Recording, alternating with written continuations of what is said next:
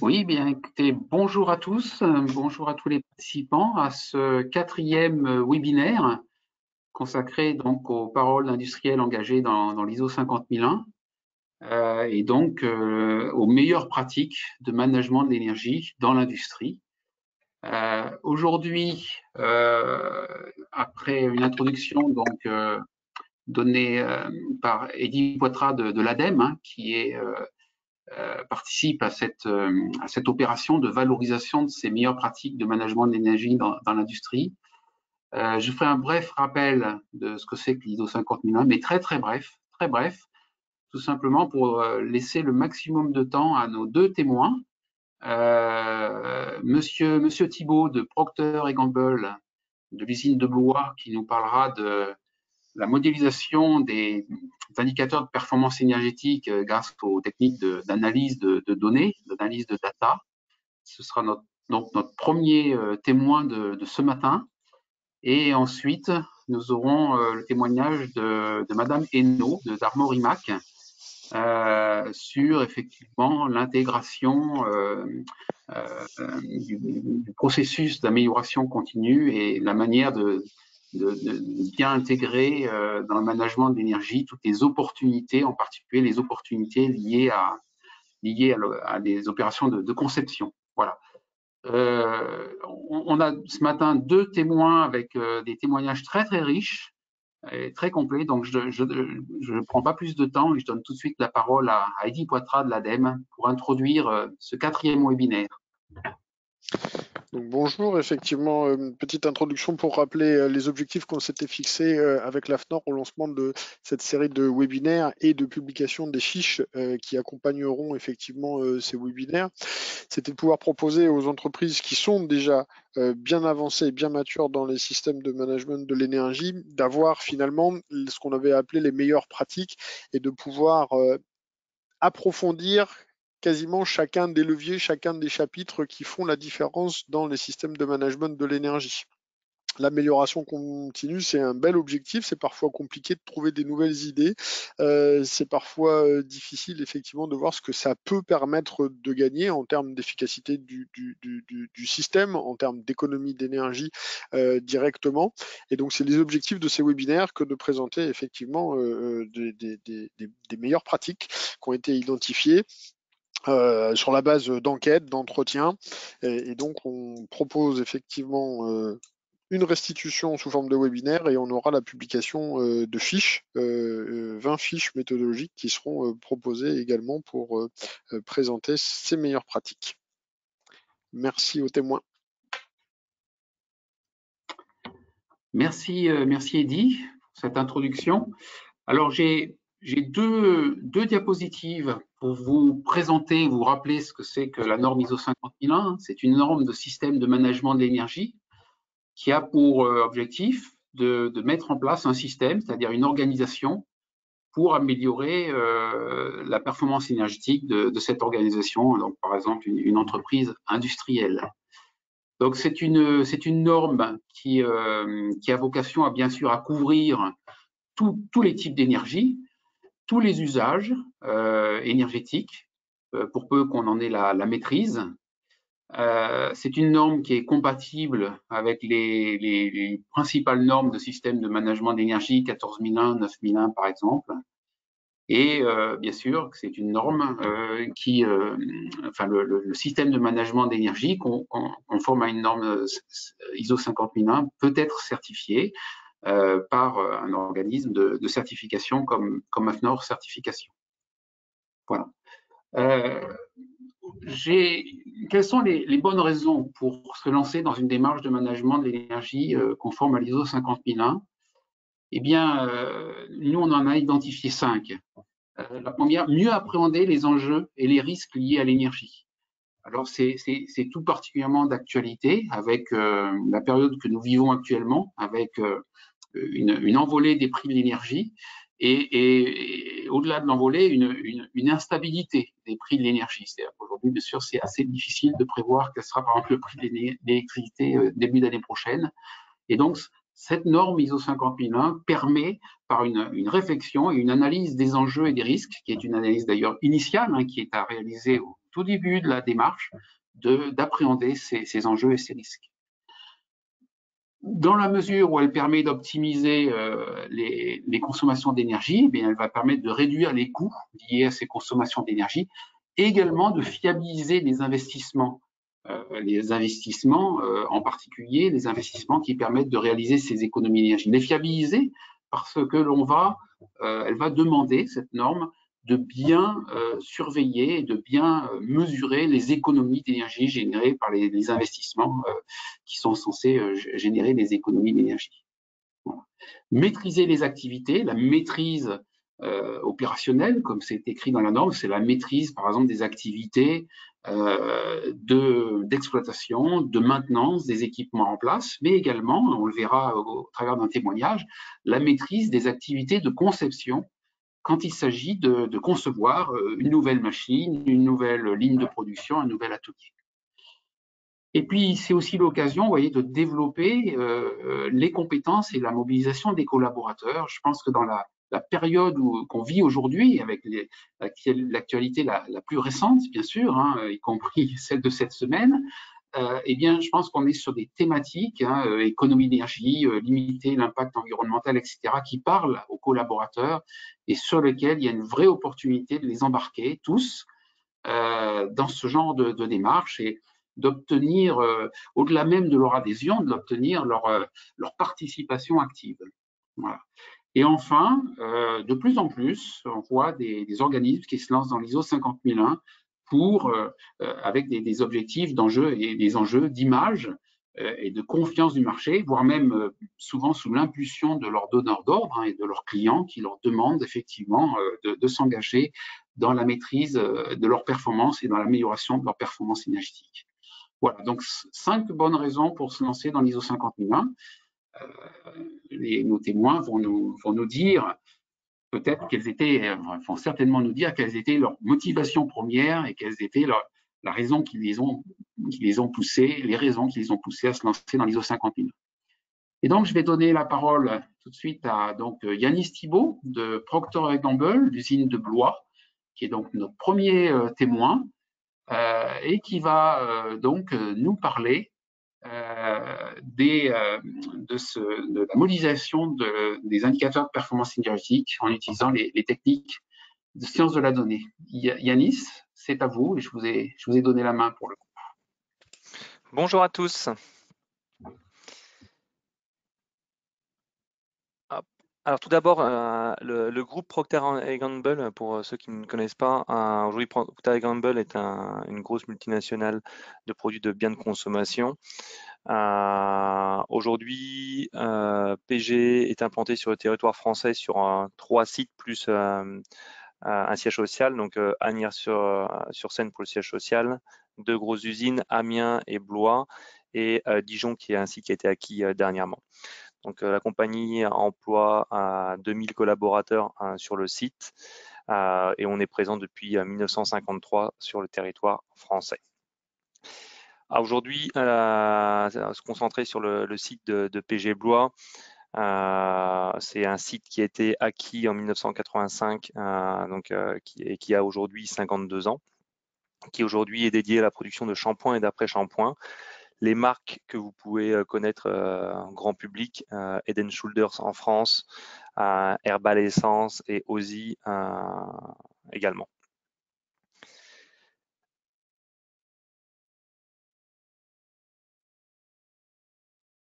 Donc voilà notre gamme de produits, donc ce que je disais, donc Head & Shoulders qui représente 40% de volume, Pantene une trentaine de pourcents, et ensuite des marques un petit peu moins grosses. Pantene étant plus vendu en France depuis plusieurs années avec un potentiel retour sur les marchés dans quelques années. Et on fait aussi des activités de customisation sur le site qui permet d'avoir l'ensemble des promotions que vous pouvez voir sur les rayons de nos distributeurs français. Donc le site de Blois, on est engagé dans la démarche ISO 50001 depuis 2015. qui est une certification qu'on a souhaité passer à ce moment-là. Deux enjeux pour nous. Derrière, le fait d'être ISO 50001 nous permet d'asseoir notre politique énergétique du site. Et aussi de pouvoir, en ayant un plan d'amélioration continue, éviter d'avoir des audits ponctuels beaucoup plus lourds. Donc, c'est plutôt un travail de chaque jour aujourd'hui que l'on a à travers cette démarche ISO 50001 versus avoir des gros audits lourds à certains moments. D'un point de vue consommation, donc en électrique, on est sur 14 gigawattheures à l'année, gaz 24 gigawattheures. Aujourd'hui, ça représente 7% des dépenses industrielles du site, mais comme vous le savez, aujourd'hui, on n'a pas de plafond tarifaire et aujourd'hui, les coûts s'envolent. La facture de l'année passée est 2,5 fois supérieure à la facture de l'année précédente. Et cette année, on est sur la même tendance, donc encore une augmentation importante. Nos différentes énergies, donc grosso modo, la partie électrique est utilisée à des fins de production du site. Aujourd'hui, on a très peu de parties bureau, on a vraiment une partie de production de bouteilles de shampoing. On produit environ 400 millions d'unités par an, ce qui fait environ 1500 palettes jour de générer sur le site, qui vont dans 65 pays, 5% de volume restant en France. Et derrière, la partie vapeur était principalement utilisée pour, donc gaz, principalement utilisé pour la création de vapeur, qui sert à la désinfection de nos installations et au nettoyage en place.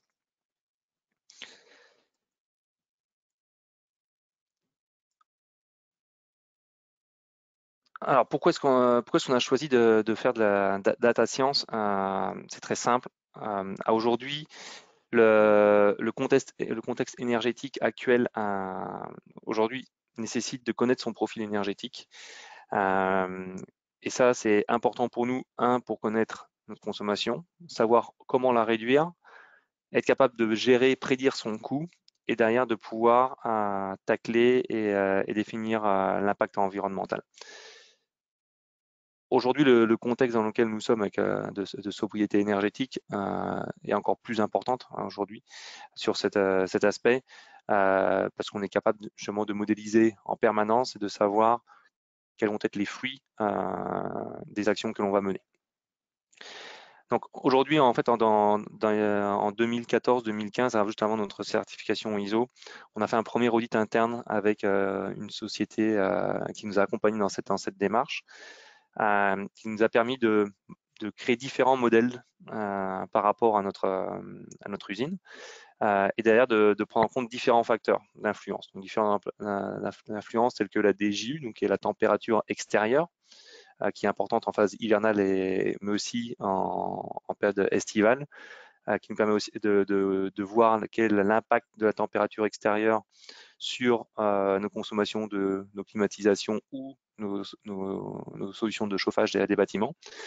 Et en parallèle, de connaître quel va être l'impact de la température extérieure sur le maintien de nos produits à température, et d'ailleurs de le dissocier complètement de la partie production réelle qui va être, elle, avoir un impact sur notre stratégie opératoire, notre stratégie de changement de format, etc. Et à l'issue de cela, du coup, ça nous a permis de déterminer les IPE que l'on suit dans le cadre de notre certification, et qui est quelque chose qui est suivi au quotidien et de manière mensuelle lors de nos revues leadership, où aujourd'hui, on est capable de connaître toute dérive versus ce modèle-là.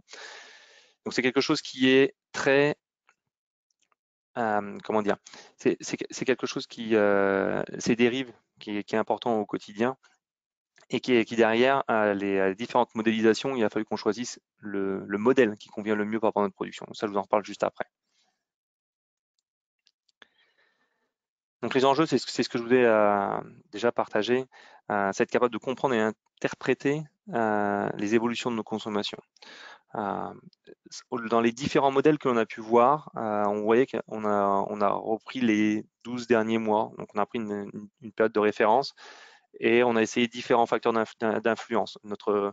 le volume de production de nos shampoings, le volume de production de nos après-shampoings, le volume total, le volume splitté par zone, le volume de différentes zones de production, pour arriver à la fin à quel était le modèle qui était le plus près de la réalité de nos consommations passées, et derrière qui nous permet, avec des données d'entrée, de prédire ce que l'on va consommer sur les années futures ou sur les mois futurs, et derrière de pouvoir, en créant ces prévisions, ensuite dans nos meetings journaliers, être capable d'identifier les dérives et de mettre en place des plans d'action. Donc c'est vraiment dans notre enjeu, et là où aujourd'hui nous on avait un intérêt sur cette modélisation de consommation.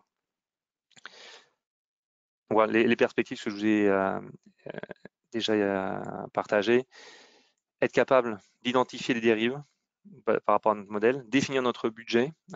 Aujourd'hui, c'est quelque chose qui est hyper important, sachant que ce coût énergétique pèse de plus en plus lourd sur nous industriels, et de confirmer les gains des projets que l'on a exécutés.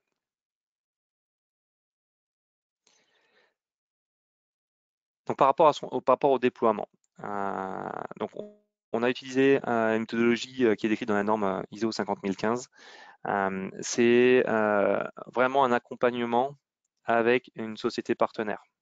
Aujourd'hui, seul, on n'aurait pas pu arriver à ce modèle qui est vraiment prédictible. Ça fait maintenant 6 ans qu'on l'utilise. Et on est en train de le renouveler en reprenant une nouvelle période de référence qui fait plus de sens. Donc c'est-à-dire on va reprendre maintenant l'année passée en référence par rapport à toutes les améliorations que l'on a fait pour pouvoir prédire les 3 prochaines années. Donc c'est quelque chose qui demande à être revu régulièrement, mais sans une société qui est experte de la modélisation de données et de la modélisation de données énergétiques, c'est quelque chose qui nous paraissait impossible. Et ensuite, une fois que l'on a fait appel à cette société, on a pris environ 6 mois pour pouvoir déployer ce projet dans différentes zones. Donc, on l'a déployé sur la partie consommation d'air comprimé, consommation électrique, consommation gaz, consommation d'eau et divers autres IPE que l'on suit, et qui aujourd'hui nous permet d'avoir une cartographie complète du site et d'être capable de modéliser en fonction de notre volume de production, en fonction de la température extérieure, en fonction de la répartition de notre volume selon les différentes catégories de produits que l'on fabrique.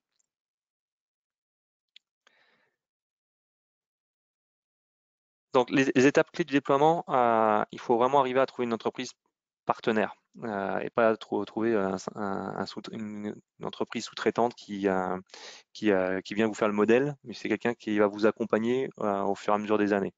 Ça, c'est quelque chose d'hyper important. Derrière, pour vous, exploitants et industriels, et ce qui était notre challenge à nous aussi, c'est d'être capable d'avoir des données qui soient vraies.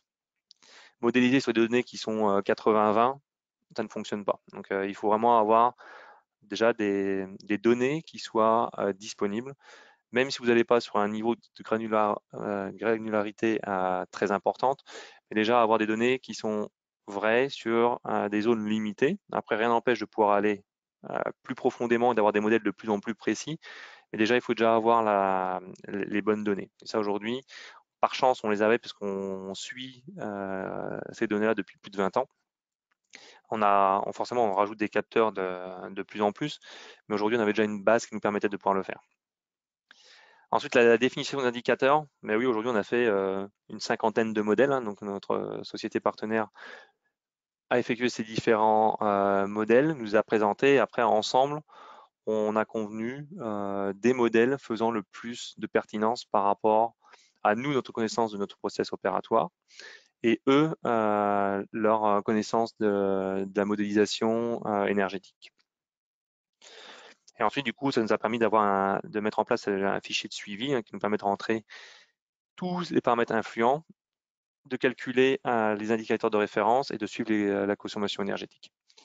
Ça nous a permis également de pouvoir mettre en place des seuils d'alerte, donc les seuils d'alerte qui sont de plus ou moins 5% versus ce modèle, et de déclencher à chaque fois que l'on dépasse ce seuil d'alerte, déclencher des actions immédiates avec des investigations plus poussées des différents services.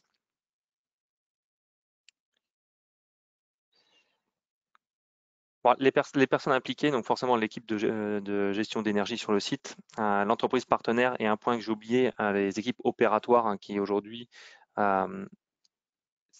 si l'équipe de management de l'énergie n'a pas la connaissance de la partie opératoire, de comment les productions sont faites, où les énergies sont consommées, quelle est ce qu'on appelle operating strategy, la stratégie opératoire de changement. Aujourd'hui, c'est quelque chose qui est extrêmement important pour pouvoir définir justement quels vont être les facteurs influents. Aujourd'hui, il y en avait également ce troisième support dans l'équipe. Donc, ce que l'on a obtenu aujourd'hui, on a justement cette capacité à comprendre les évolutions de notre énergie. Sur le chart que vous pouvez voir en bas, vous avez la courbe verte hein, qui représente la consommation théorique. Et là, c'est sur l'année passée, hein, la consommation théorique. Alors, je ne sais plus si c'est le gaz ou l'électricité que je vous ai mis comme référence, mais peu importe. Quelle est la consommation calculée par le modèle. Vous avez les deux bornes supérieures et inférieures qui sont les seuils d'alerte. Hein. Parce que même une consommation inférieure, il y a forcément quelque chose qui s'est passé. Donc, c'est quelque chose qu'il faut qu'on arrive à comprendre. Et après, jour par jour, mois par mois, vous avez la courbe bleue qui vient se construire tout autour du modèle, qui est la courbe de la consommation réelle. Et aujourd'hui, c'est ce qui nous permet de pouvoir définir les dérives et de définir ensuite les plans d'action nécessaires. Vous pouvez voir au milieu, dans cette zone-là, aujourd'hui, on a heurté un pic de consommation. Et aujourd'hui, ce pic-là a été investigué par nos équipes.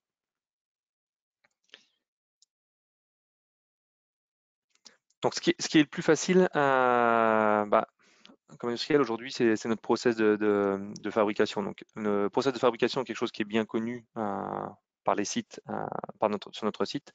Maintenant, il ne faut pas sous-estimer que l'équipe de management, c'est pas de l'énergie, c'est pas simplement une équipe qui connaît la partie facilities, donc la partie création de cette énergie et mise à disposition de cette énergie, mais aussi comment ces énergies sont utilisées par le consommateur, donc par les services de production.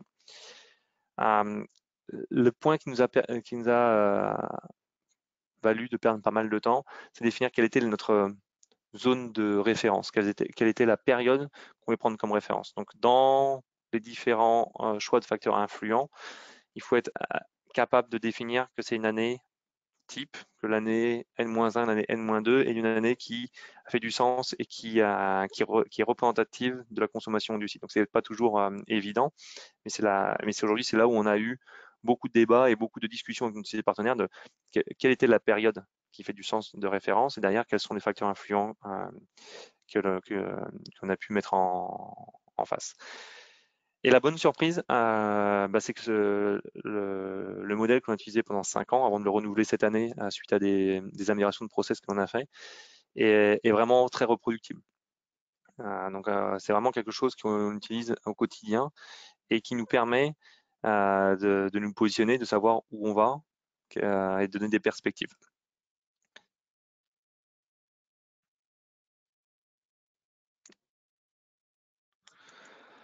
Hop, donc ce qui est clé, donc je vous ai partagé au tout début hein, l'expertise de la société partenaire, il faut que la société partenaire soit experte dans la modélisation de données, déjà tout court, et derrière qu'elle soit experte dans la partie énergétique.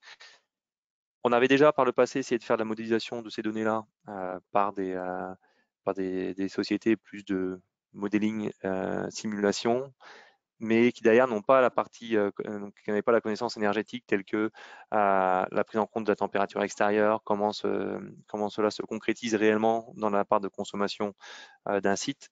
Et ces données-là n'avaient pas une véracité et n'étaient pas exploitables comme on l'aurait souhaité. Des ressources dédiées. Donc il faut créer une vraie équipe projet pour pouvoir l'implémenter, mais aussi dans le quotidien.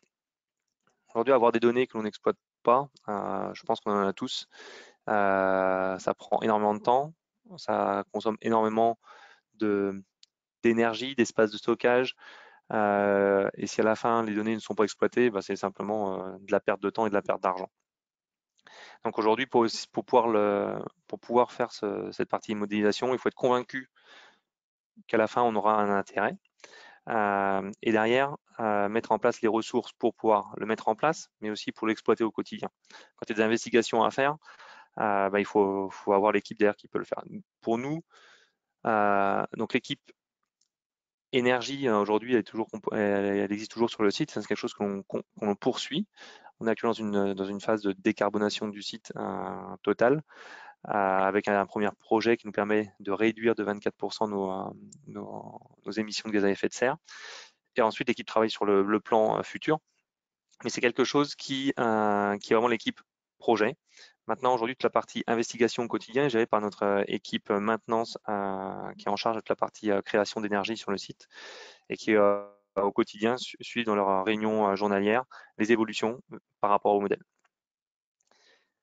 Donc voilà ce que je voulais parler. Et d'ailleurs, il ne faut pas hésiter à faire évoluer le modèle mathématique, alors pas trop souvent. Nous, on a ressenti là, suite à différentes améliorations que l'on a fait, qu'on avait une tendance à aller à une dérive basse sur la consommation électrique et gaz, suite à différents projets que l'on a menés, donc des nouvelles lignes, des suppressions de lignes, et qui nous a demandé de pouvoir remettre à jour le modèle. Donc là, on est dans des discussions avec notre partenaire depuis 2-3 mois, qui nous permet pour pouvoir redéfinir le nouveau modèle que l'on va suivre à partir de janvier 2023.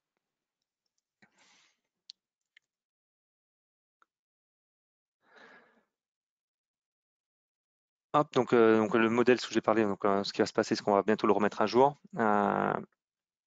Mon conseil, c'est quelque chose qui peut être fait par soi-même, mais qui demande beaucoup d'expertise et beaucoup de temps.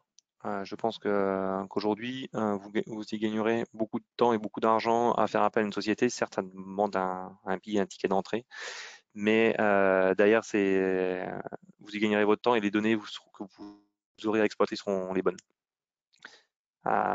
Et derrière, la partie choix de la période de référence, quels sont vraiment les facteurs influents, toute cette fiabilité de données, quelque chose à ne pas négliger, quelque chose auquel vous aurez forcément à faire face.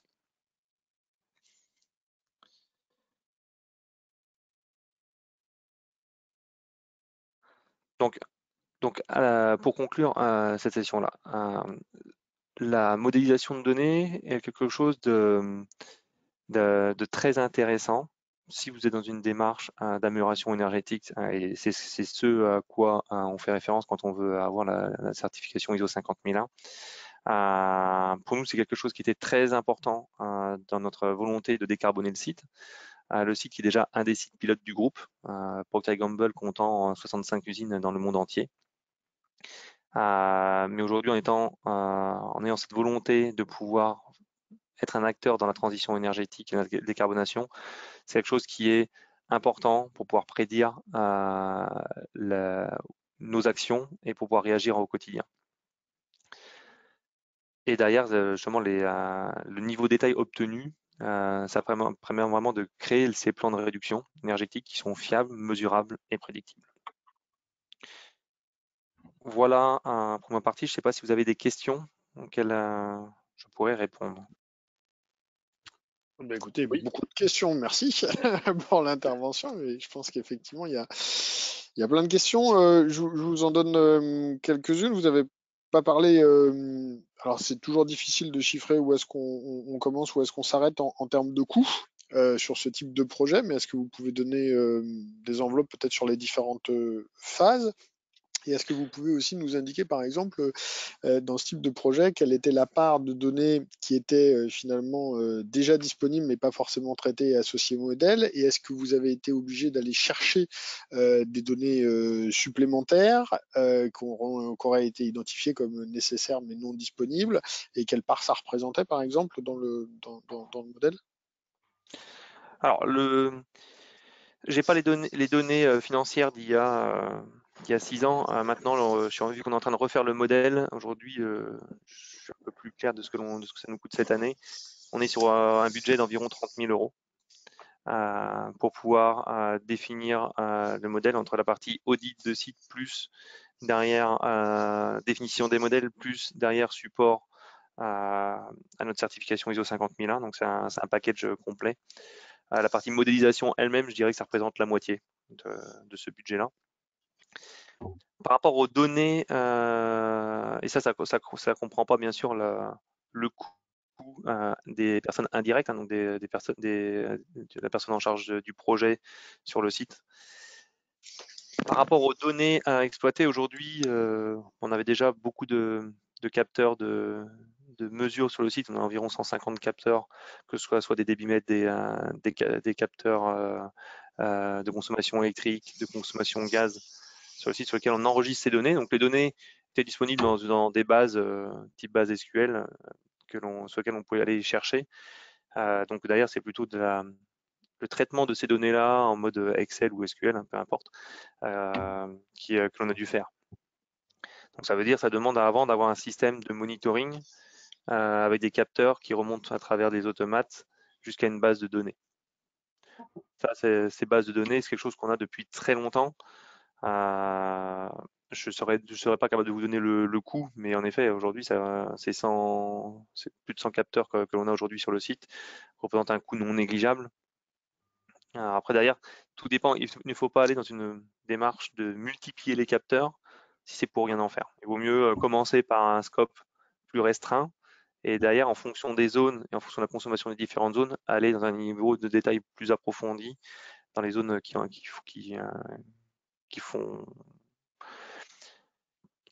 à la fin font vraiment du sens, quoi. Merci. Autre question, vous nous avez présenté là un graphique avec finalement Le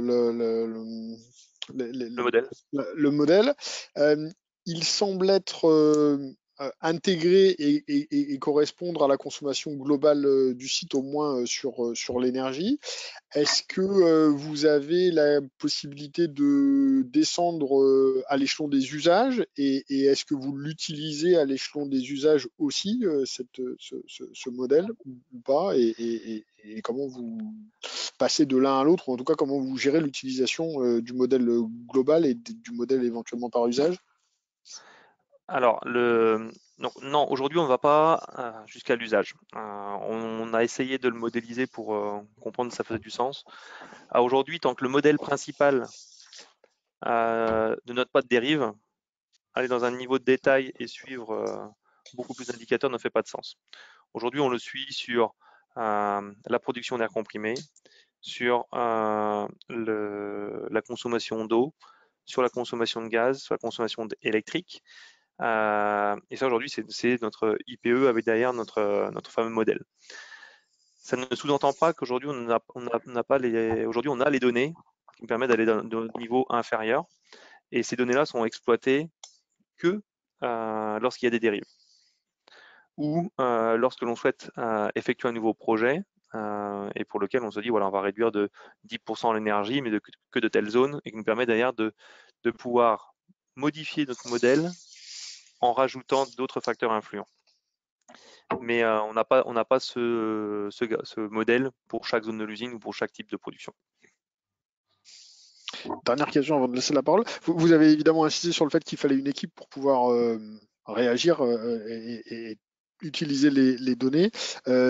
C'est quoi la réactivité, c'est quoi le délai de réponse entre le fait qu'on constate une dérive. surconsommation, une dérive et son traitement? Donc les premières investigations sont faites dans la journée. J'ai bien les premières investigations. Après, en fonction de la complexité d'analyse, il va falloir qu'on aille à un niveau de détail plus ou moins grand. Donc je dirais entre une journée et une semaine, enfin, grosso modo, c'est la réactivité aujourd'hui qu'on a sur le site, quoi. Est-ce que vous pouvez nous donner un exemple de type de dérive que vous avez pu mettre à jour grâce justement à ce suivi et à cette modélisation? Oui, par exemple, cet été, on a été amené à produire non pas 5 jours sur 7, mais 7 jours sur 7. Et on est repassé en mode production 5 jours sur 7 au courant du mois d'août.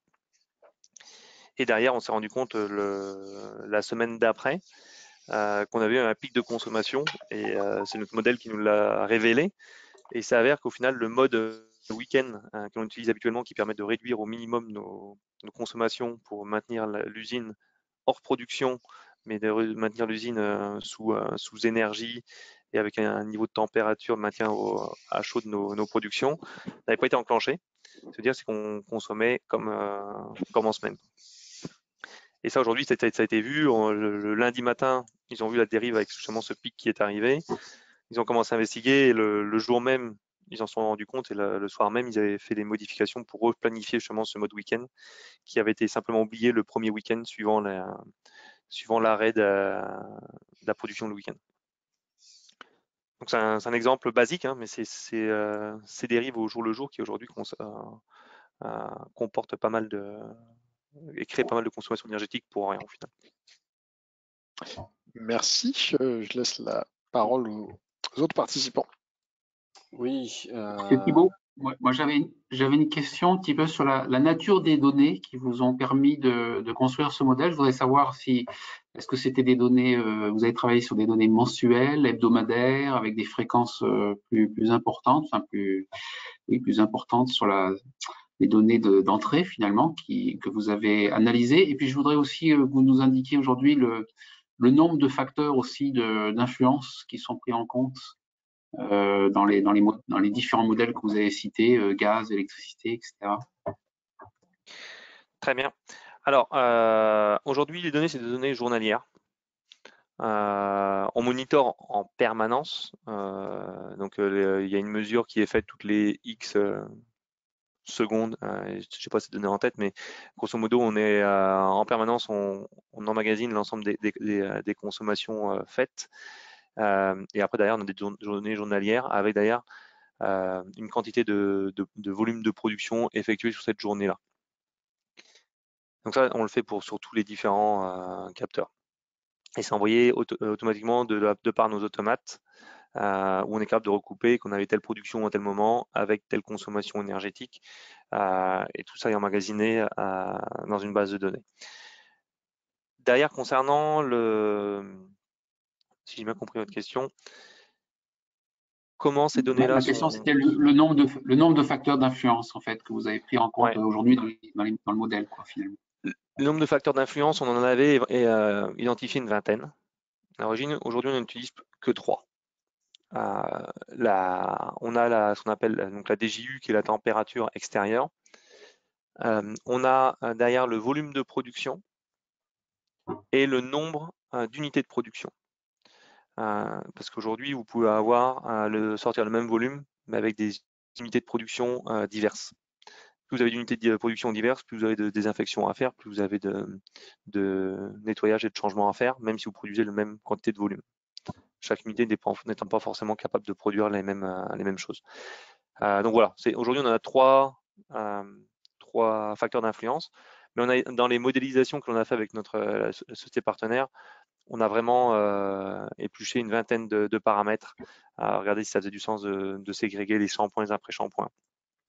Et au final, on s'est rendu compte qu'on allait rapidement dans un modèle qui était très complexe, avec un retour sur investissement, je dirais, hein, ça ne change rien au coût de mise en place, mais un taux d'investissement qui est très faible. Donc d'ailleurs, beaucoup de temps pour pouvoir maintenir, enregistrer ces différentes données d'entrée et les comparer.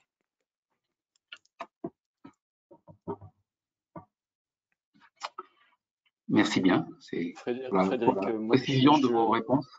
Est-ce que vous m'entendez? Est-ce que Frédéric, tu m'entends?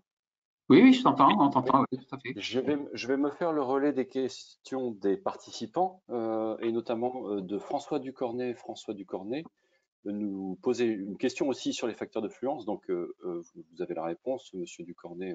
Il s'agit d'une vingtaine qui ont été identifiés et 3 qui ont été retenus. Mais vous avez une question complémentaire et je vous propose, Monsieur, d'activer votre micro pour que vous la posiez vous-même, oralement, en activant votre son, s'il vous plaît. Allez-y. Oui. Bonjour à tous. Merci, Monsieur Thibault. En fait, par rapport au choix de la période de référence, si vous aviez déjà beaucoup de données et que vous connaissiez vos facteurs d'influence, pourquoi le choix de l'année de référence est important? Parce que normalement, ça ne devrait pas influer plus que ça sur votre modèle, si vous avez déjà toutes les variables d'influence connues, c'est-à-dire le niveau de production, les DJU et tout ça. Donc, je voulais savoir en quoi le choix de l'année était important. Alors, pourquoi c'est important? Tout dépend du nombre de changements que vous effectuez sur votre site de production par an. Alors, je dis changement, nouveaux équipements que vous amenez, changements structurels. En 2014, on a fait un gros changement sur le site. On a investi massivement sur des nouveaux outils de production qui ont chamboulé complètement notre modèle de consommation. Et donc, du coup, on s'est posé plusieurs fois la question, est-ce qu'on prend comme base la consommation d'avant ces changements, avec derrière une certaine antériorité où on savait que pendant les 2-3 années passées, on était sur un modèle qui était plutôt fiable, mais plus au bout du jour avec le nouveau profil, ou si on prenait les 12 derniers mois étant des années où on a consommé différemment, mais où les données, au final, on n'avait pas assez de recul. C'était là, en fait, notre enjeu, c'est de savoir, voilà, on a changé notre modèle opérationnel. Maintenant, est-ce que notre modèle serait assez fiable avec des données qui n'ont que 10-12 mois d'existence? Ou est-ce qu'il faut qu'on aille chercher plus loin? Est-ce qu'il faut qu'on fasse une moyenne de ces données? C'est dans ce cadre-là aujourd'hui que c'était compliqué pour nous de choisir la période de référence. Et là, dernièrement, on voit on a investi sur 3 nouvelles lignes de production et on voit que notre profil a changé. Et ça s'est vu dans nos consommations journalières par rapport à nos bornes que l'on suit. Et donc, du coup, là, on s'est remis dans un modèle de changer ce modèle. Maintenant, pour changer ce modèle-là, en effet, il faut qu'on ait un certain nombre de mois de recul, tout du moins, pour être capable de pouvoir recréer ce modèle. Donc, c'est ça qui est le plus compliqué. Si à la fin, vous avez une production qui est stable, avec des équipements qui sont stables et qui n'est simplement l'impact du volume de production, votre période de référence, elle est claire, elle peut être l'année 1 ou l'année 2, ça ne va pas changer grand-chose. Merci. De rien. Voilà, Frédéric, pour ce qui est des questions des participants, je te repasse la parole. Oui, bien écoutez, donc on va maintenant passer donc au deuxième témoignage. Excusez-moi, Oui, si je peux reposer une petite dernière question. oui, bien sûr. Dans l'utilisation de la partie data science sur l'analyse, on va dire, des comportements énergétiques des industriels, on a parfois cette réflexion qui est de dire on a besoin justement de la data science pour voir ce que l'on n'intuite pas, ce à quoi on ne s'attend pas, ce qui est difficilement perceptible ou connu. Est-ce que justement le fait d'avoir mis en place ce projet, cette démarche, vous a fait apparaître des points auxquels vous vous attendiez pas et que vous aviez pas entre guillemets prévu et mis beaucoup d'accent ou d'attention? Est-ce que cela vous a fait voir des choses que vous aviez pas vues jusque-là de manière voilà assez forte? Alors, est-ce que c'est le modèle par lui-même ou est-ce que c'est la stratégie justement d'exploitation de ces données qui nous l'a fait voir? J'aurais un petit peu de mal à vous le dire. Maintenant, il est sûr qu'aujourd'hui, on a identifié très rapidement, et sur les 10 dernières années, on a réduit de 20% de consommation énergétique sur le site. Grâce justement à l'ensemble de ces données que l'on emmagasine et sur lesquelles on travaille chaque année pour aller encore plus loin. Est-ce que derrière c'est 100% lié au modèle ou pas? Je dirais c'est un 50-50, mais on s'est rendu compte par exemple qu'on avait un talon de consommation qui était anormalement haut sur des phases, justement des phases comme les week-ends. Ça nous a permis de pouvoir définir des systèmes de gestion de nos chaudières pour que les chaudières soient démarrées que en cas de besoin, qu'on ait un minimum de production en permanence, mais qu'on active, on fasse des ramp-up, excusez-moi du mot en anglais, des démarrages progressifs tout en étant réactif. Voilà, c'est le genre de choses aujourd'hui que l'on a pu voir et sur lesquelles on a pu apporter des réponses très rapidement. Donc oui, il y a des très bonnes surprises, des choses notre talent de consommation de vapeur qui était important, ce genre de choses où on a pu travailler et mettre en place des actions. Maintenant, c'est une partie du modèle Mais derrière cette partie du modèle, à partir du moment que vous résolvez ces problématiques structurelles, je dirais, il faut rechanger la période de référence. Après, derrière, votre modèle de base, votre base est forcément réduite. Et c'est vrai que quand on voit le modèle et qu'on voit la partie base qui n'est pas dépendante du volume, peut faire vite peur et à la fin vous dire voilà, il y a quand même une part fixe de vos consommations qui est zéro production ou un 100% de production qui est non négligeable. Et c'est ça aujourd'hui qui a été une des surprises du modèle.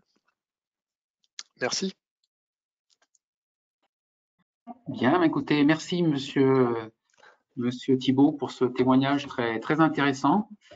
Je vais donc donner la parole maintenant à Élodie Hainaut de la société Armor IMAC. Élodie, vous avez la main sur la présentation. Et donc, je vous laisse la parole. Merci. Merci et bonjour à tous. Du coup, moi, je vais vous parler d'amélioration de contenu et de performance énergétique, puisque de notre côté, en tout cas, les deux vont de pair. Donc, je vais essayer de vous expliquer un petit peu notre stratégie et notre démarche à ce niveau-là. Je vous présente tout d'abord un petit peu le groupe Armor. Alors, Armor IMAC, c'est une des activités d'Armor Group. Armor Group qui a 5 activités distinctes et qui est présent à l'international. On est répartis dans une vingtaine de pays en ce qui concerne les sites industriels. Et on est présent sur 4 continents. Ça représente à peu près 2500 collaborateurs dans le monde entier. Et comme vous le voyez peut-être sur la gauche, c'est une entreprise qui a été créée en 1922, qui est une entreprise nantaise. Et nous avons fêté les 100 ans de l'entreprise cette année. On a un petit peu de bagage déjà derrière nous. Armor IMAC, donc c'est une des activités, une des 5 activités d'Armor Group. Pourquoi je vous parle de cette activité-là? Parce que c'est une de nos activités principales pour le groupe. Vous connaissez peut-être le papier carbone. C'était au départ l'activité d'Armor. Aujourd'hui, on n'en a plus l'usage, donc l'activité s'est recentrée sur autre chose. Et cette activité qui a repris, c'est l'activité du transfert thermique. Ça ne parle pas forcément à un grand monde. En fait, ça consiste à concevoir et fabriquer des rubans consommables pour les imprimantes industrielles.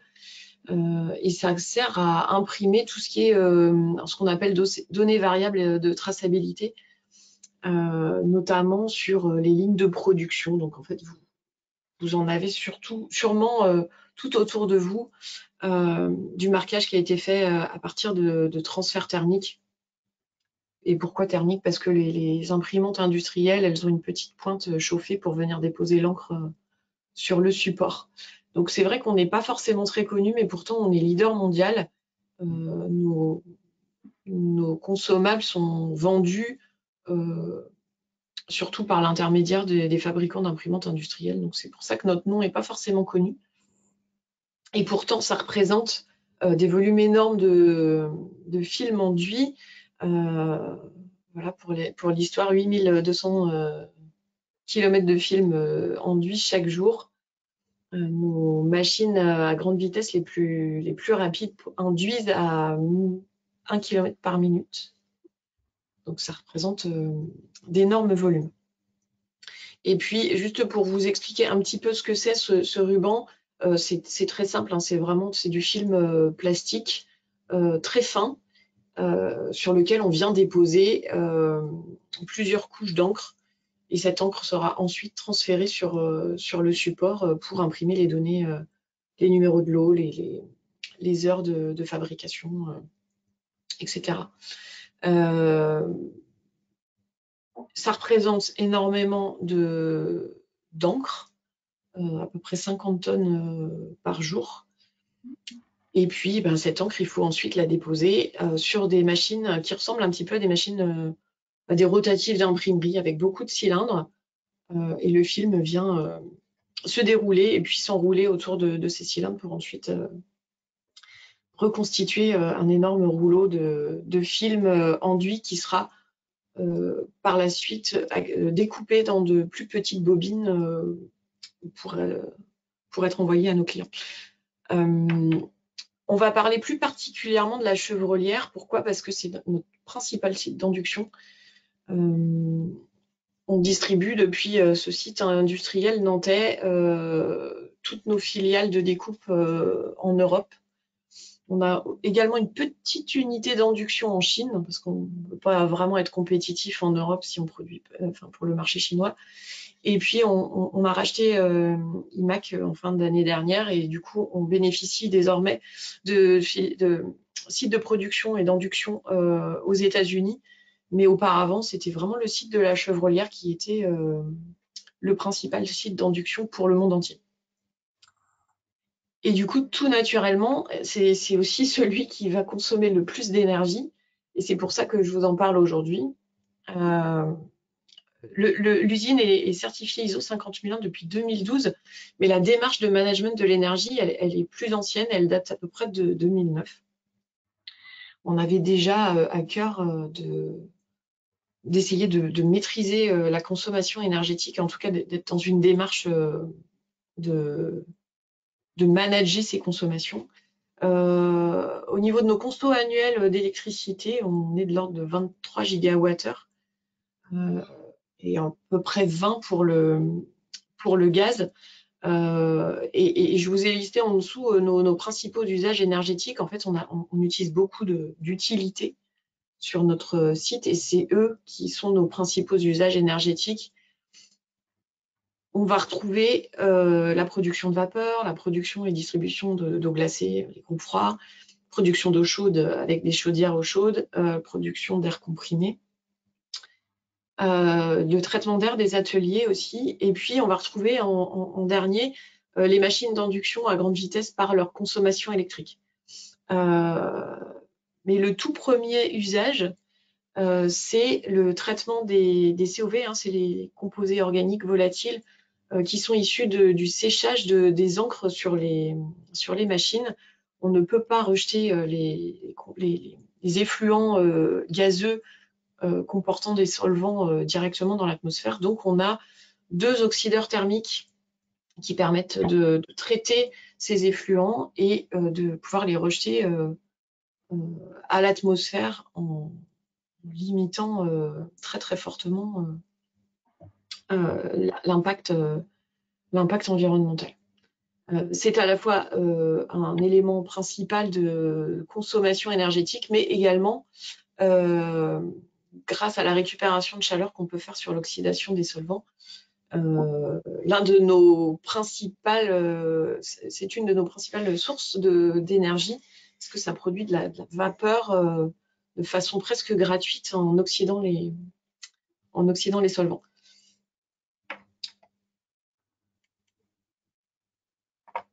Alors, pourquoi avoir choisi de parler de performance énergétique et son association avec l'amélioration continue?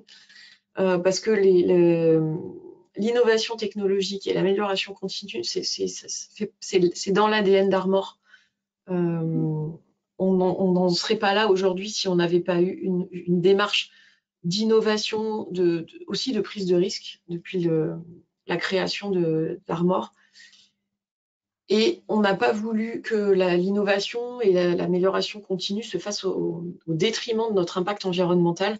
Je pense que c'était l'ensemble de ces valeurs qui sont des valeurs clés pour Armor, et surtout ne pas risquer d'avoir un impact environnemental dégradé pour mettre en avant l'innovation technologique et l'amélioration continue. Plutôt l'idée de les associer pour en faire un joyeux mariage. C'est surtout ça qui nous a poussé au départ. Quels étaient les enjeux? On est très conscient depuis longtemps du réchauffement climatique. Et on voulait vraiment apporter notre pierre à l'édifice en faisant que notre usine est une démarche de performance énergétique dans la perspective de lutter contre le réchauffement climatique. évidemment, dans le contexte actuel, faut être bien conscient, on en a parlé dans la présentation précédente, faut être bien conscient qu'aujourd'hui, c'est également une démarche économique. On ne peut pas rester sans rien faire face au réchauffement climatique et aussi face à l'enjeu d'équilibre économique de notre activité. Aujourd'hui, si on fait pas, si on ne va pas dans une démarche de performance énergétique, potentiellement le système ne sera pas viable et l'équilibre économique d'une industrie, pas que la nôtre, sera remis en question. Certaines industries s'arrêtent aujourd'hui à cause des coûts d'énergie. Donc aujourd'hui, il y a vraiment un double gain, c'est la lutte contre le réchauffement climatique et également un enjeu très très fort d'équilibre économique. Ça rejoint nos motivations aujourd'hui. L'usine de la Chaux-Bruyère jusqu'à aujourd'hui fait en moyenne 7 à 10% de progression annuelle de production. C'est absolument exclu qu'on ait cette progression-là de consommation énergétique. Donc, si on veut continuer à améliorer notre productivité, ça ne peut pas se faire avec une progression de consommation énergétique du même ordre que notre productivité.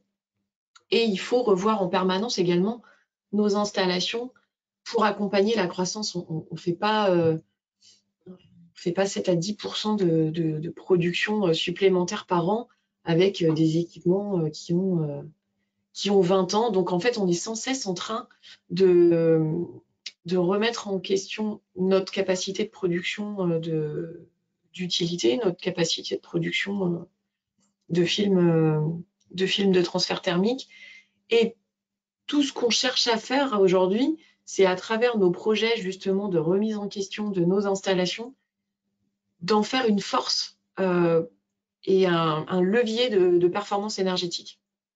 C'est ça que j'ai choisi de vous présenter aujourd'hui, parce que c'est vrai que on pourrait s'asseoir sur une installation qui est figée, ne pas la remettre en question. Et finalement, c'est nos sujets de productivité qui nous forcent à remettre en question et aller toujours chercher plus loin la performance énergétique.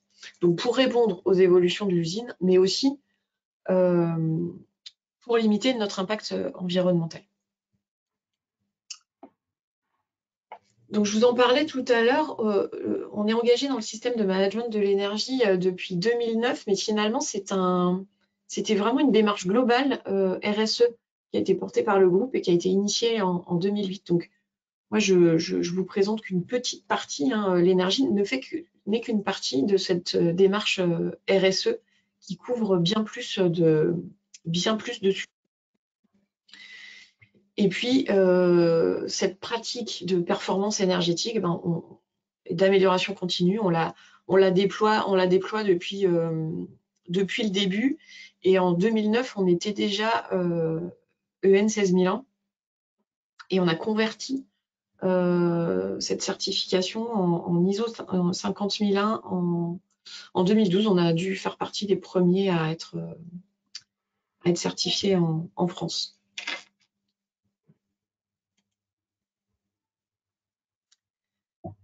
Alors, j'ai choisi de vous mettre cette slide un petit peu au début parce que je pense que pour parvenir à bien déployer la démarche, il faut avant tout que ce soit une action de la direction. On en parle beaucoup dans l'ISO 50001, une direction engagée.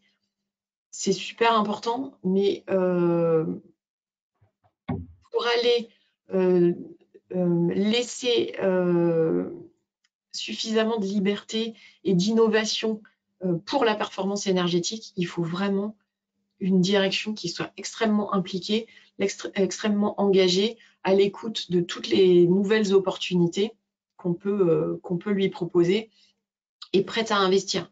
Sinon, c'est sûr, ça ne fonctionne pas. Le deuxième facteur clé, c'est des chefs de projet, puisque là, je vous parle de projets de conception et donc, ils sont vraiment très engagés dès le départ est convaincu qu'il faut prendre en compte la performance énergétique dans la conception et dans l'évaluation de leur projet.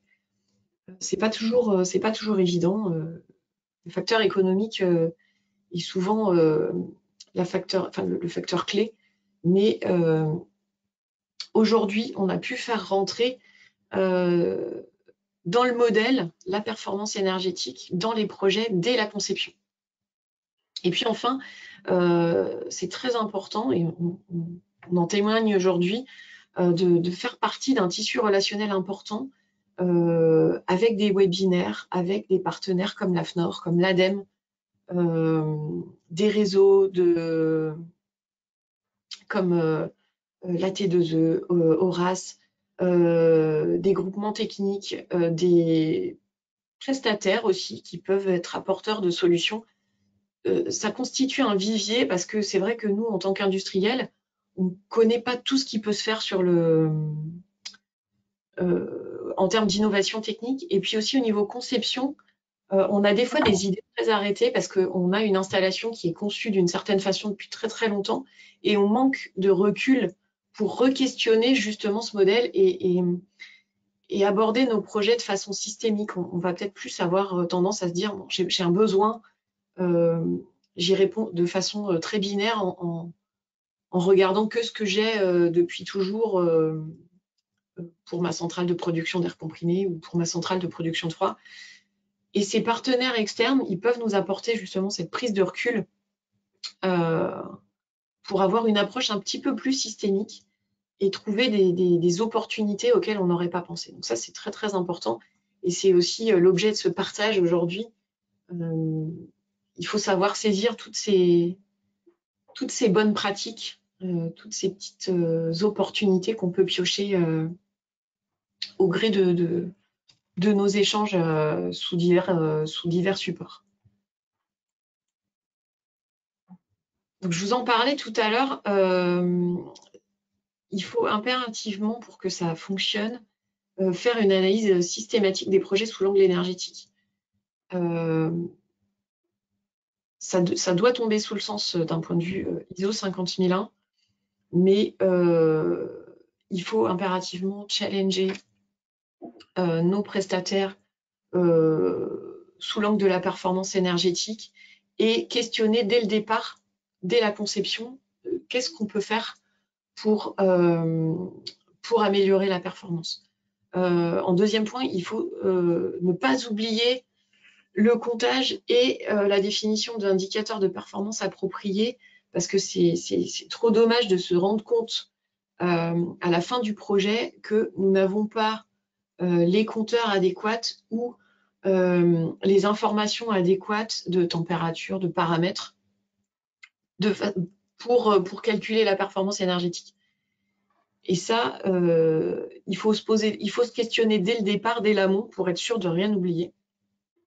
Et pour ne rien oublier, nous, ce qu'on utilise, c'est un logiciel de création de carte mentale. Alors, je ne sais pas si certains d'entre vous sont familiers avec ce logiciel. Moi, personnellement, j'ai découvert ce logiciel à mon arrivée chez Armor, mais il est relativement accessible.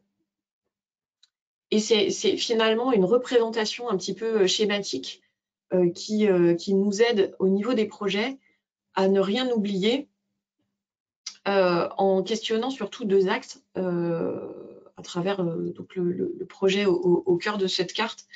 On va questionner quelles sont les technologies les plus efficaces énergétiquement et les possibilités d'optimisation du paramétrage. Et ces cartes, on va les faire vivre au cours du projet. Et il ne faut surtout pas hésiter à y engager d'autres axes que vous allez le voir. Je vais essayer de vous présenter un exemple. Vous allez le voir, c'est vraiment un outil fort pour le chef de projet en termes de performance énergétique. Donc, ce que je voulais vous présenter aujourd'hui, c'est un exemple assez récent qu'on a pu mettre en œuvre. Alors, il est pas tout à fait encore fini puisqu'on est en train de terminer la mise en service.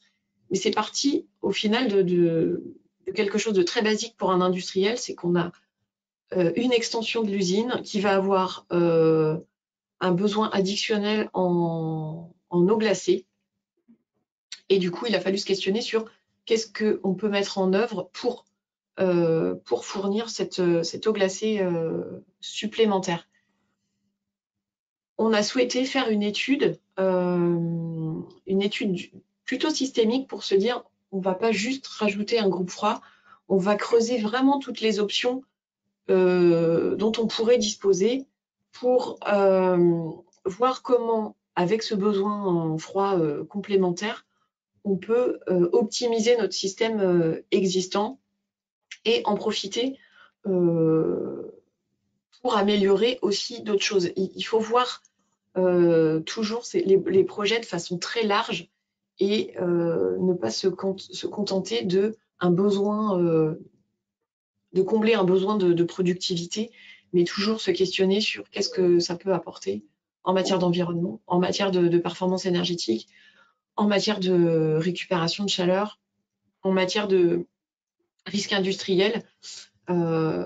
C'est la partie vraiment forte qu'il faut mettre en avant sur ce type de projet. C'est comment on arrive à couvrir finalement plein de besoins avec un besoin au départ juste de productivité.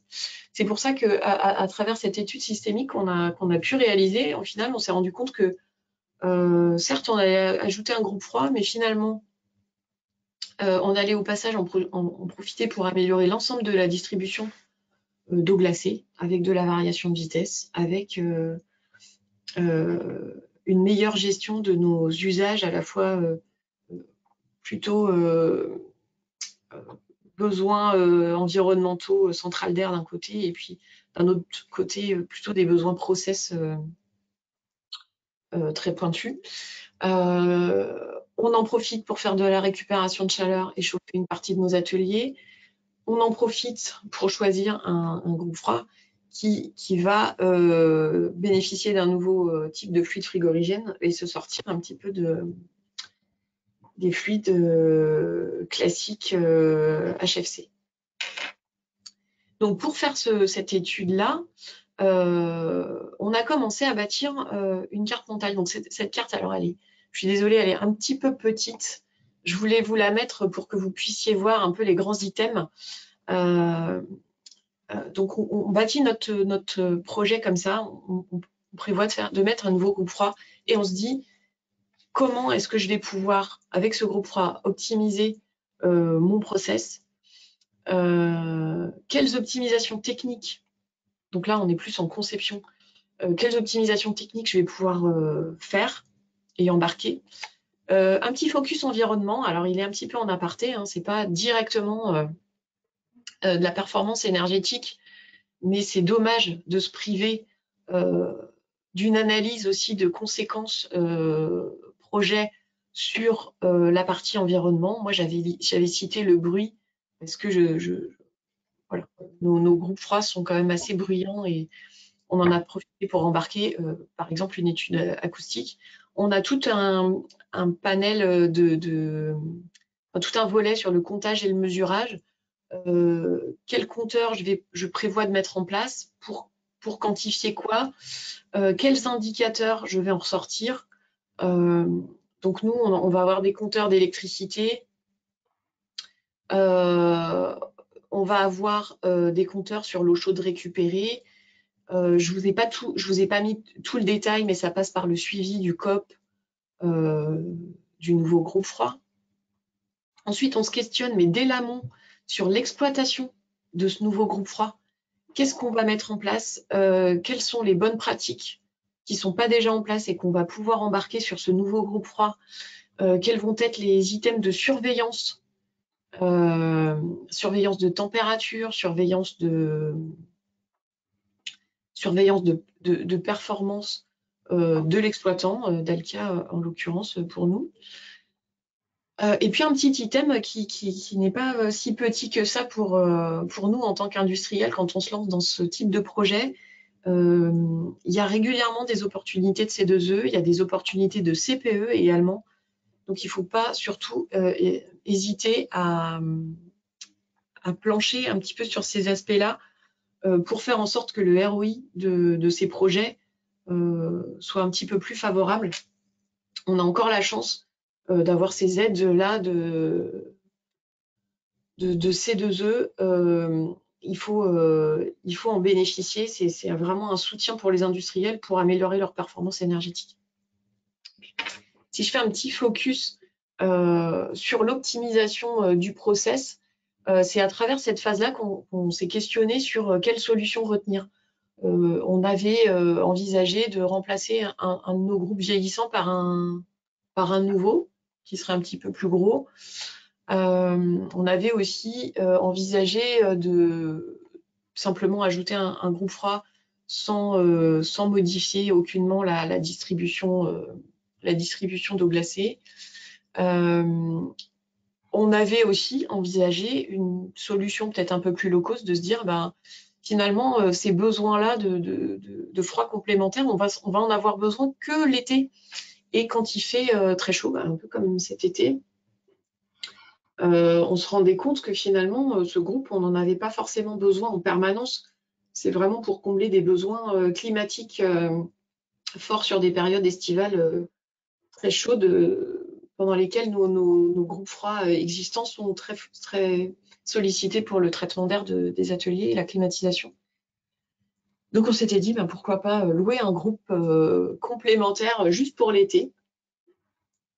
Sauf que dans tous ces aspects, toutes ces solutions-là, finalement, on n'avait pas une performance énergétique terrible. Et on a finalement creusé une solution un peu différente en se disant on va certes ajouter un nouveau groupe froid, donc on en a 4 maintenant, on en avait 3, on en a 4 maintenant, mais en modifiant la distribution d'eau glacée et en dédiant ce groupe froid aux besoins du process uniquement, on se rend compte qu'on a un talon de consommation de froid permanent sur toute l'année, puisque les besoins process sont lissés sur toute l'année, et de ce fait-là, on a une opportunité de récupération de chaleur annuelle, elle aussi. Et c'est ça qui nous a permis de faire pencher la balance, c'est de se dire, on maximise la récupération de chaleur, puisqu'on va en avoir toute l'année. On essaiera de l'utiliser au mieux, on a quand même moins besoin de chaud l'été. Mais en faisant ça, on se permet aussi de jouer un petit peu sur les paramètres de température, de consigne de nos groupes, c'est-à-dire que du coup, on va avoir des contraintes plus précises sur le groupe froid pour le process, et puis on va un peu plus relâcher les consignes sur les groupes climatiques l'été, donc on va pouvoir gagner en performance énergétique sur les groupes qui sont dédiés au climatique. Donc finalement, on se rend compte que en questionnant le process et dès la conception, on arrive à partir d'un besoin de productivité, en faire quelque chose de extrêmement abouti en termes de performance énergétique. Donc pour ça, on a fait appel à un bureau d'études externe. C'est important pour cette prise de recul, et parce que on n'a pas toujours les ressources en interne, soit en compétences, soit en disponibilité, pour faire cette étude approfondie. Donc, mettre bien en avant les besoins, réestimer les futurs besoins, réestimer les besoins actuels, et mettre en ligne les différentes options pour savoir comment se focaliser sur la meilleure option de performance énergétique. C'est ainsi qu'on a mis en évidence, comme je vous le disais, une solution qui a permis d'intégrer un nouveau groupe froid avec, en embarquant une modification de la distribution d'eau glacée, une stabilisation de la demande de froid pour le process, donc ça fait partie du risque, une meilleure maîtrise du risque industriel, et puis un besoin de froid climatique, plus pour la période estivale.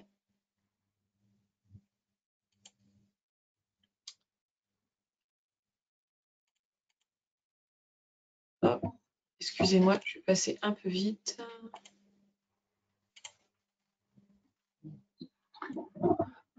Madame Hainaut, je vais vous demander un petit peu d'accélérer parce qu'on aimerait garder du temps pour les questions des participants. Oui, je me dépêche. Je suis pas sûre que j'arrive plus à avoir la main, excusez-moi. Alors attendez, je vais revenir en arrière. Quand je clique, je retourne en arrière. Voilà, excusez-moi, je voulais accélérer. Je vous ai raconté le plus… Voilà, je crois que vous étiez là, il me semble. Voilà, Oui. le plus important. Vous pouvez passer. Voilà, juste pour vous, pour préciser que dans l'appel d'offres, quand on a fait cette consultation, on a vraiment challengé les fournisseurs sur la performance énergétique au regard du potentiel de récupération de chaleur, que tous ont proposé quelque chose d'innovant et que ils le savaient dès le départ qu'ils allaient être challengés. Donc, on a vraiment choisi la meilleure proposition technique au regard de la performance. Je vous en ai parlé de la solution finalement retenue, donc je reviens pas dessus pour laisser plus de place aux questions. Simplement une petite synthèse de tous les gains finalement de ce projet-là en termes de amélioration de la température différenciée des groupes froids pour améliorer leur performance. Une passe aussi sur la réglementation F-gaz en utilisant un fluide HFO sur le nouveau groupe froid. Des gains attendus sur le gaz de l'ordre de 2,4 gigawattheures de récupération de chaleur et des gains déjà réalisés en électricité de 100 mégawatts sur un mois. Donc, ça va porter à sans doute 1 gigawattheure sur une année. Une part de maîtrise du risque industriel avec une sécurisation des groupes, des financements très avantageux grâce au C2E et au CPE. Et puis, avec Dalkia, on a un engagement de performance, ce qui fait qu'il s'engage aussi dans la performance énergétique dans le cadre de l'exploitation de cette installation. Il n'y a pas eu vraiment de plus compliqué. C'est toujours motivant d'essayer de trouver la meilleure performance. Donc, il n'y a pas eu vraiment de phase la plus compliquée. La bonne surprise ne porte pas sur ce projet-là en particulier, mais sur un autre en utilisant la carte mentale. On se rend compte qu'en faisant l'exercice de carte mentale, on arrive à mettre en évidence des opportunités qu'on n'avait pas forcément imaginées dès le départ du projet. Donc, c'est pour ça que c'est intéressant toujours de se reposer la question pour le chef de projet, comment je peux faire pour améliorer la performance, même en remettant un peu en question des procédés déjà existants. Au niveau des acteurs, hein, c'est surtout les services bureaux d'études, donc utilité énergie, bureau d'études mécanique, électricité, autom et projets. Donc, on est très impliqués tous dans ces projets de productivité et de performance. On a également une cellule gros projet qui embarque la performance énergétique également dans les gros projets.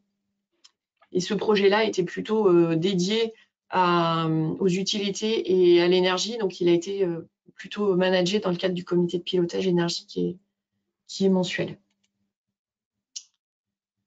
Prochaines étapes de déploiement, c'est plutôt facile, on se rend compte de gérer ce déploiement sur les gros projets ou les moyens projets. La démarche est un peu plus difficile sur les plus petits projets. Donc, on continue d'embarquer les chefs de projet, quels qu'ils soient, dans cette démarche énergétique.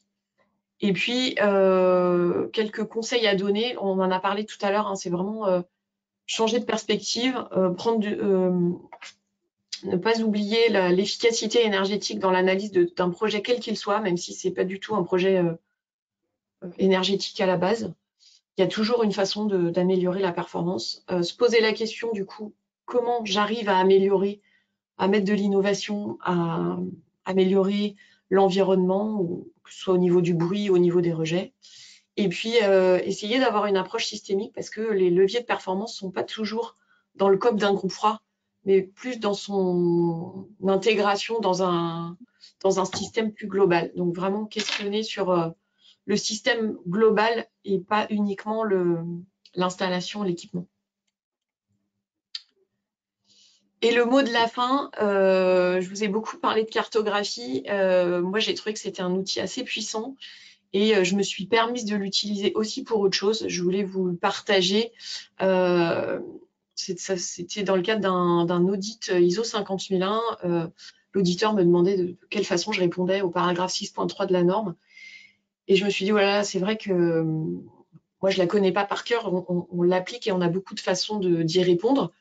Et du coup, j'ai recréé finalement une cartographie pour la norme avec ces différents chapitres décomposés, ces différents paragraphes, et de quelle façon, nous, pour Arbor, on y répond avec des liens, avec des liens vers, par exemple, la revue énergétique, vers nos objectifs. Moi, ça me permet d'y voir plus clair, ça me permet de mieux communiquer aussi aux équipes projets. Donc, ça fait partie des outils que j'utilise facilement.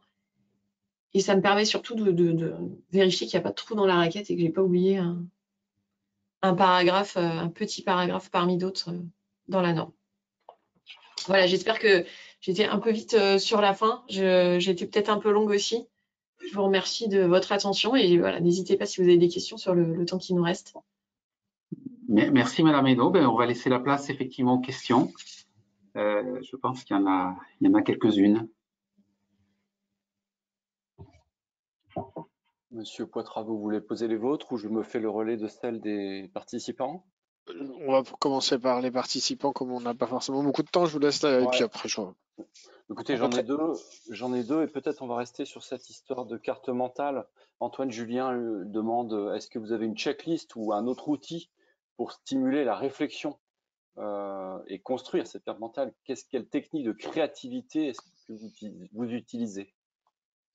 Alors, on a créé des cartes, on va dire, de référence.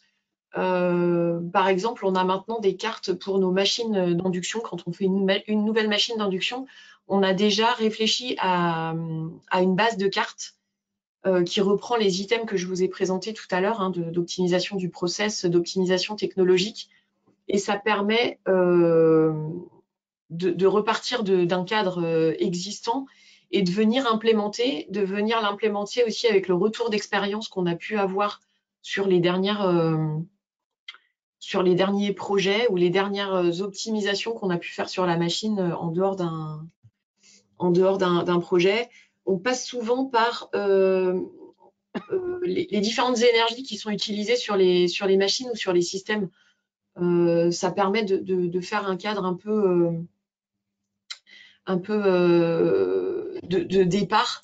Donc, sur une nouvelle machine, on va forcément indiquer quelles énergies elle va utiliser et au niveau consommation et au niveau conception, qu'est-ce qu'on peut faire pour limiter les consommations, par exemple, sur la vapeur, s'assurer que les réseaux sont bien dimensionnés par rapport aux besoins.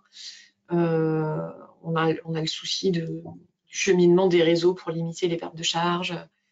On va aller assez loin. Il y a des fois des choses qu'on ne peut pas mettre en place, c'est pas possible. Mais au moins, on s'est questionné et on l'écrit. On écrit, on avait pensé à ça, mais non retenu pour telle raison. Ça permet toujours de garder la même trame.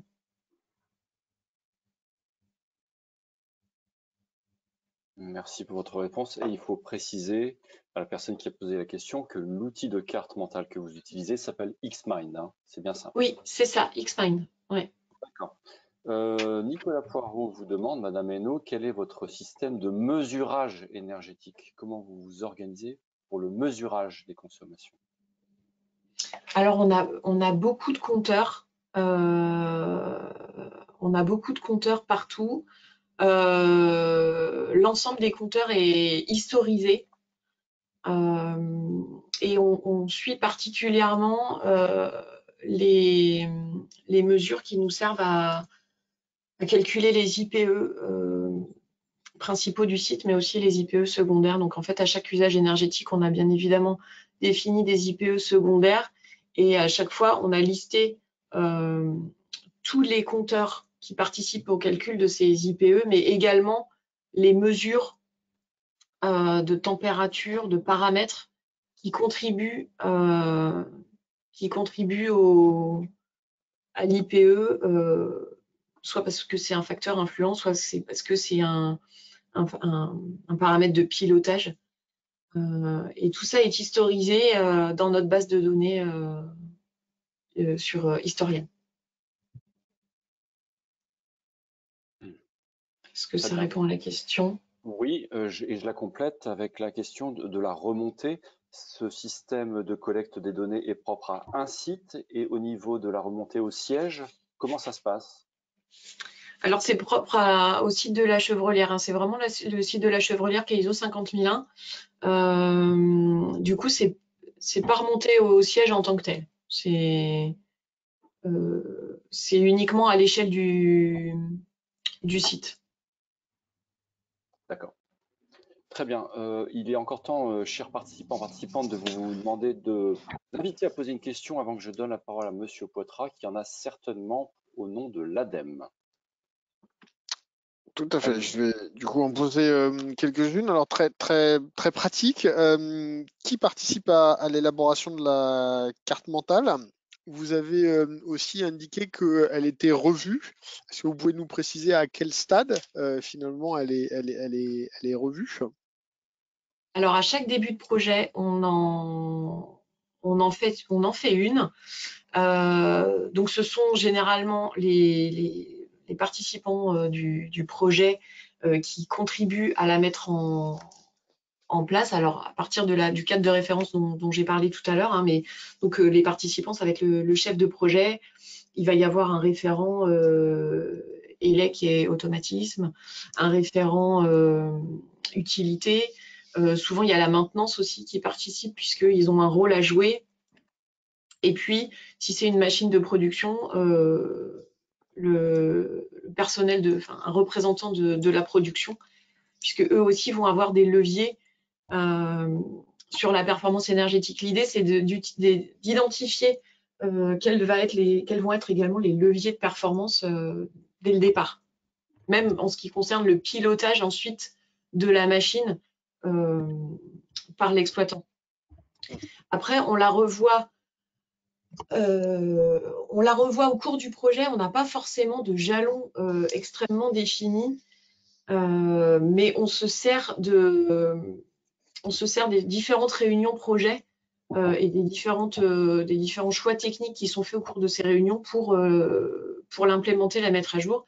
Et puis, on se sert aussi du retour d'expérience de nos précédentes machines, par exemple, si c'est le cas, pour la mettre pour l'optimiser, l'améliorer, voir ce qui peut être pris, ce qui ne pourra pas être pris dans le cadre de ce nouveau projet-là.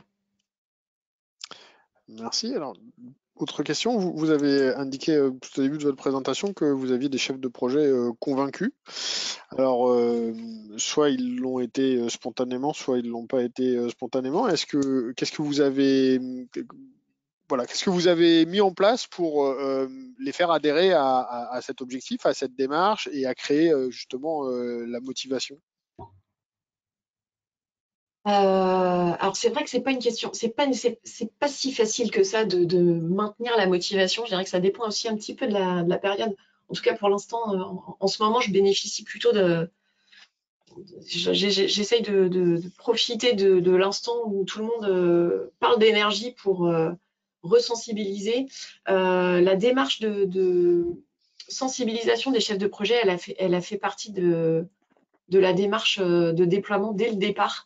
Donc, dès le départ, dès 2009, il y avait des présentations pour sensibiliser les chefs de projet à leur impact sur la performance énergétique à travers leur projet. Maintenant, je le fais de façon un petit peu plus ciblée en faisant un point avec les différents chefs de projet. Disons que c'est un petit peu plus individuel maintenant. J'ai encore, moi, la vision, en tant que référent énergie du site, j'ai encore la vision assez large des projets, des différents projets qui s'y passent pour pouvoir faire ce point un petit peu plus spécifique. Et le responsable projet se charge, lui, de déployer cette sensibilisation au sein de ses équipes de chefs de projet. Est-ce qu'il y a eu besoin de, on va dire, formation ou d'apport de compétences spécifiques sur le volet performance énergétique pour les chefs de projet? Est-ce que c'est des compétences qu'ils avaient déjà avant? Comment ça s'articule? Alors, avec le volet évidemment spécifiquement performance énergétique, et puis j'élargirais avec la partie éco-conception. On l'envisage souvent sur les produits, on peut l'envisager aussi sur les lignes de fabrication. Est-ce que vous faites une passerelle entre les deux Ouais, tout à fait. Alors ça dépend vraiment des chefs de projet, hein. Ils n'ont pas tous les mêmes compétences, le même bagage. Et puis ça dépend aussi un peu de leur du type de projet qu'on va avoir à mener. Mais je dirais que on le fait jamais seul, ils le font jamais seul cet exercice-là. Et c'est tout le travail de réflexion dès le début du projet, dès son lancement, en groupe projet, de faire ce travail. Après, voilà, comme on fait participer des personnes avec des compétences élecotome, comme on fait participer des personnes qui ont des compétences sur les utilités, finalement, c'est l'ensemble des compétences du groupe de travail qui servent au chef de projet, et c'est pas lui seul finalement qui fait ce travail-là. C'est vraiment partagé par le groupe projet. Et ça serait pas bien qu'il porte tout seul ces compétences-là en plus. Nul n'est expert en tout. Et du coup, là, donc, vous avez vraiment insisté sur cette partie amont de la conception. Est-ce que vous pouvez donner un petit peu de détails sur après le fil qu'il y a entre la conception et puis tout ce qui va être mis en œuvre et début d'exploitation et cette boucle-là. On avait eu, nous, un retour d'expérience alors sur le secteur du bâtiment avec une approche qui avait été de conduire une analyse des risques de non-atteinte des objectifs de performance énergétique sur un projet qui avait déroulé une méthode assez intéressante. Et je pense que dans l'illustration que vous avez donnée sur la carte mentale, ça montre aussi qu'il y a quand même pas mal de méthodes comme ça qui peuvent être utilisées, déclinées, dérivées pour appliquer dans le cadre des systèmes de management de l'énergie. Le commissionnement est aujourd'hui quelque chose qui est finalement peu répandu, même si nous, de notre côté, on essaye de le promouvoir vraiment de manière très large pour justement faire ce lien, cette cohérence et cette continuité entre la conception et puis la mise en œuvre. Est-ce que vous avez, vous, des processus, des procédures un peu spécifiques à certaines étapes qui vous permettent justement de faire en sorte que le travail qui est fait sur la cartographie amont se retrouve après dans la réalisation? Alors oui, parce que du coup, ce qu'on fait, alors déjà, on va dire il y a deux étapes. Il y a l'étape que vous appelez commissioning, où au final, on s'assure que on a atteint les objectifs qu'on s'était fixés, hein. Souvent, on se fixe des objectifs en termes de consommation énergétique. On s'assure aussi que on a bien mis tous les compteurs qu'on avait prévu de mettre, hein. Ça va aussi jusque-là. Ça fait partie des premiers pas de mise en service du projet. En tout cas, le suivi, au même titre que la productivité d'une machine, on va s'assurer qu'elle fournit bien les mètres de film et les kilomètres de film qu'on avait prévu qu'elle fournisse. Aussi bien, on va s'assurer de sa performance énergétique. Alors, c'est un petit peu décalé parce que souvent, il y a une période de rodage et il ne faut pas se le cacher. Les premiers mois sont difficiles, donc on n'est pas tout de suite aux performances optimales. Et ensuite, parce que du coup, cette carte mentale, alors j'en ai encore d'autres, je la convertis en carte de levier de performance énergétique pour l'exploitant. Et du coup, je synthétise finalement tout ce qu'on a mis en place sur ce nouvel équipement pour l'exploitant, pour qu'il s'en serve pour son pilotage. Donc là, j'identifie vraiment quels sont ces leviers d'action en termes d'exploitation, en termes de maintenance, en termes de pilotage. J'identifie qui fait quoi, qui est censé surveiller quels paramètres. Et c'est à ce moment-là, du coup, que l'exploitant s'approprie la performance énergétique du système, sachant qu'il avait déjà participé en amont en conception. C'est normalement pas une découverte pour lui, c'est un peu comme un passage de témoin, on va dire. Très bien, merci. Élodie, merci pour ce témoignage très intéressant. très très riche. Il nous faut conclure. On a un petit peu déjà dépassé l'horaire. Alors, je vais récupérer la main, je pense, hein, en faisant ça. Voilà. Donc, j'y arrive pas. C'est pas grave. J'arrive plus à récupérer la main. Bien, on va conclure. Excusez-moi, j'arrive plus à faire défiler la présentation. Mais donc, merci à tous les participants. Sachez que donc le replay de ce webinaire sera disponible sur notre page AFNOR Énergie, hein, sur donc le site afnor.org, de même également que sur les pages sur le site de l'ADEME, hein, si vous n'avez voilà, si vous souhaitez éventuellement diffuser chez vous ce webinaire ou le repasser. Et je vous donne rendez-vous donc pour les deux derniers webinaires de cette série. Le prochain aura lieu le 24 novembre à la même heure avec deux témoignages de nouvelles entreprises, Euroserum et Nidec. Et le dernier de la série aura lieu le 15 décembre. C'est un jeudi, voilà, avec à nouveau deux témoignages. Donc rendez-vous à tous le 24 novembre et le 15 décembre. Et en attendant, je vais vous souhaiter un très bon appétit. Et merci pour votre participation à ces webinaires. Merci, à bientôt. Au revoir. Au revoir, merci.